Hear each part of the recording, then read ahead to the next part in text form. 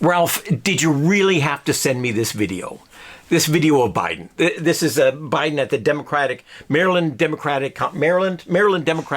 Party conference a couple of months ago, I guess. Now I haven't watched it till now, and I gotta say he does his job. He reads the speech from the teleprompter. You know, he's not that bad. He doesn't lose his way. He doesn't wander around the stage really. It's not as bad as it could be. But, you know, we don't have to see him like this. He's an old man, and he's kind of weakened, and he's not the guy he used to be.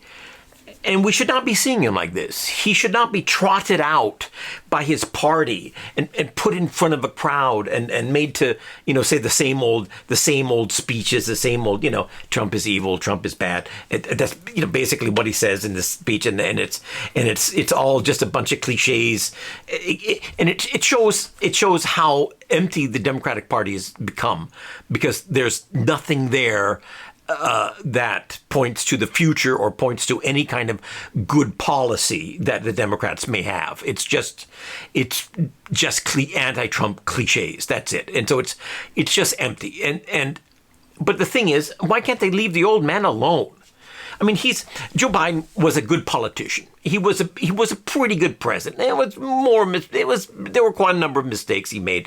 Okay, and he went along with the extreme left, and it was too much. But I voted for him, and I still stick by that vote, and I think he did a pretty good job. And moreover, regardless of any mistakes he made during his presidency, he served the country as a politician all his life. He put all his life into making good, honest politics as much as he could to serve the country. That was his entire life. And you can argue that there was some corruption there, and that his, you know, family, there's a little bit of maybe some questionable things in his family, but he still did his job, and he still did a good job, a fairly good job, as well as he could do. It's good to have politicians like that, and we should honor him and respect him. And I respect him, but let him die in peace. He's gotten old. I don't know. He doesn't seem dement. He doesn't seem to have Alzheimer's, but it may be coming on. Who knows? But he shouldn't be up there doing campaign speeches. He should be at home writing his memoirs with a ghostwriter and planning his presidential library. He should be honored and respected. But somehow the Democratic Party keeps pushing him out there, pushing him on the stage, rolling him out, you know, on a trolley. And not only him, it's not only them. It's Jill Biden is going around with this book, and in the book, the new book she has, and book she talks about Joe, and you know, it's like they're like vultures sucking the last drops of blood out of the old guy, and he just doesn't deserve this. He doesn't deserve the ridiculousness of it. Give him some dignity. He's going to die at one point. I don't think he's really, you know, going downhill right now. He's downhill, but he's not close to death now, I think. I don't think he has Alzheimer's or something like that. But these are his last years. He should never have he should have been talked out of running for a second term. That should not have happened. He should have retired immediately.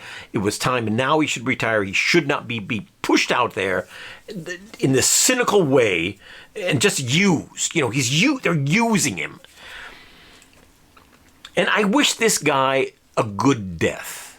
He deserves it. You know, in the political world, people are always throwing mud at each other. You know, they hate each other, and they take every opportunity to make each other look ridiculous. But once it's over, and once you've done your job, and you've done a pretty good job, everyone should just stop and give credit where credit is due.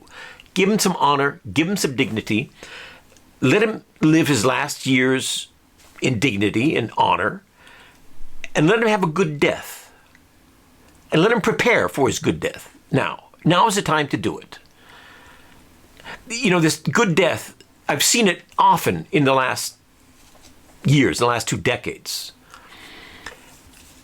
It's in the Middle Ages, they used to have a concept of the good death, which is, you put your affairs in order, you make yourself right with God, and you kind of close up your life, and you go proudly into that place where you have to go.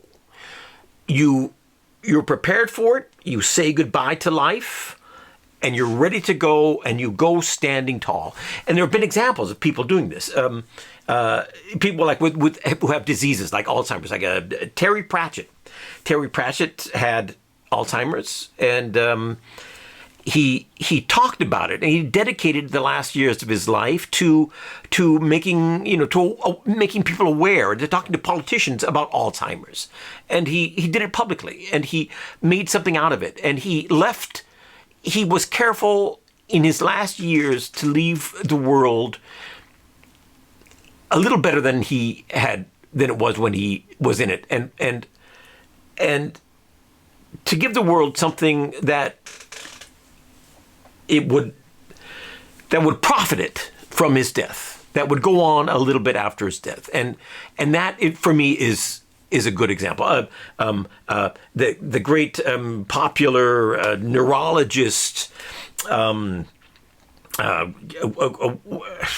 the name has slipped my mind. The guy who wrote, The Man Who Mistook His Wife for a Hat.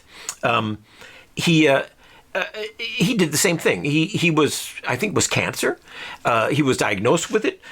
He wrote it came pretty quickly, but he wrote a very stirring and personal letter of farewell in the New York Times. It was like an essay, and he praised and celebrated life, and he said what life was worthwhile, what was good about life. And that was a good death. That was a good way to go. Glen Campbell, also Alzheimer's, and he saw it coming. He knew it was coming, and he took the last years he could, and he went on tour. They made a film about it, a documentary about it. He went with his family, introduced his family to the people, and he talked about it, about Alzheimer's and living with Alzheimer's, and as long as he could, and he gave the world one last final piece of art called "You're Not Going to Miss Me." I go, I'm not going to miss you. He said, when I'm dead, I'm dead. I'm not going to miss you. You guys go on. This is your life. Belongs to you now. I'm going. Goodbye. Look forward and go forward in life. It's for you now. That's what Joe Biden needs to do. Get off of this mudslinging, stupid political carousel, and force the world to give him the dignity and the honor and the admiration, respect that he deserves, no matter where you stand, on which side of the aisle. He did a good job. He gave his life to his country in service to his country. And that should be honored, and he shouldn't be, carted around like a corpse, for people to gawk at. Okay, well, now we've landed on the subject of death again, so it's time for me to go. Eric out. See ya.